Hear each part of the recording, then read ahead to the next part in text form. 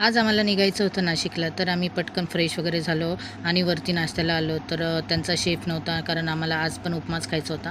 तर मग ते नव्हते, त्याच्यामुळे आम्हाला आज अंडा आणि पाव खावा लागलं. तर सगळ्यांनी पोटभर नाश्ता केला आणि खाली आलो. तर गाडी बोलवली होती, टमटमच बोलवली होती. तर आम्ही वाट बघत होतो. सामान वगैरे सगळं बाहेर आणून ठेवलेलं होतं. हॉटेलचं बिल पे वगैरे करून आम्ही इथे गाडीची वाटच बघत होतो.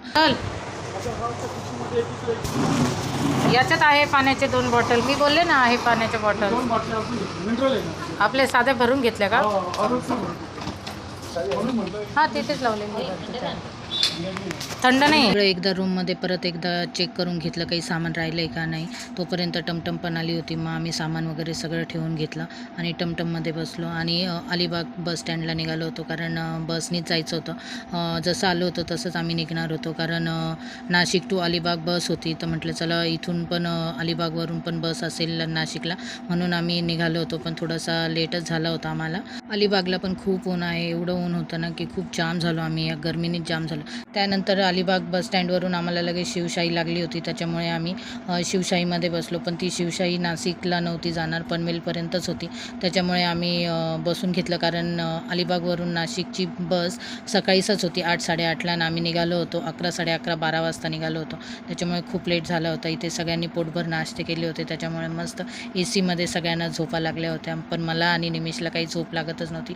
निमिष त्याच्या काकाबरोबर बसलेला होता. मग असं सगळं झाल्यानंतर आम्ही पनवेलला उतरलो. पण पनवेलला पण एवढी गरमी होती, बापरे.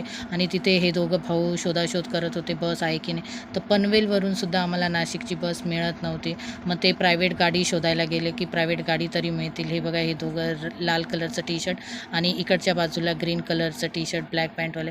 मग तिथे आम्ही प्रायव्हेट गाडी केली आणि शेवटी प्रायव्हेट गाडीने आम्ही निघालो नाशिकला. मग इथे आता CNG गॅस भरण्यासाठी गाडी थांबली होती, म्हणून आम्ही इथे थांबलो आणि आम्ही शेवटी प्रायव्हेट गाडीनेच नाशिकला निघालो. आणि जी गाडी बुक केली होती ती गाडी नाशिकचीच होती, त्यामुळे व्यवस्थित चाललो होतो.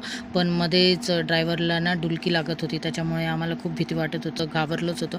कारण थोडासा झोप केला होता, त्यांच्या गाडीचा बॅलन्स चुकला होता. तर आणि मुलं होते, त्याच्यामुळे खूप भीती वाटत होती.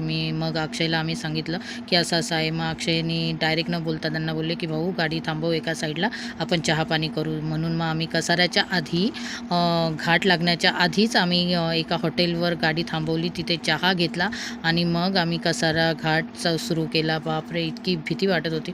पोरं पण घाबरलेले ते. असा घाबरत घाबरत आमचा नाशिकचा प्रवास सुरू झाला होता. 9:30 वाजता आम्ही घरी पोहोचणार होतो. आणि मग असा होता माझा आजचा दिवस. भेटू नेक्स्ट व्हिडिओमध्ये. लाईक, शेअर, कमेंट, सबस्क्राईब करायला विसरू नका. बाय.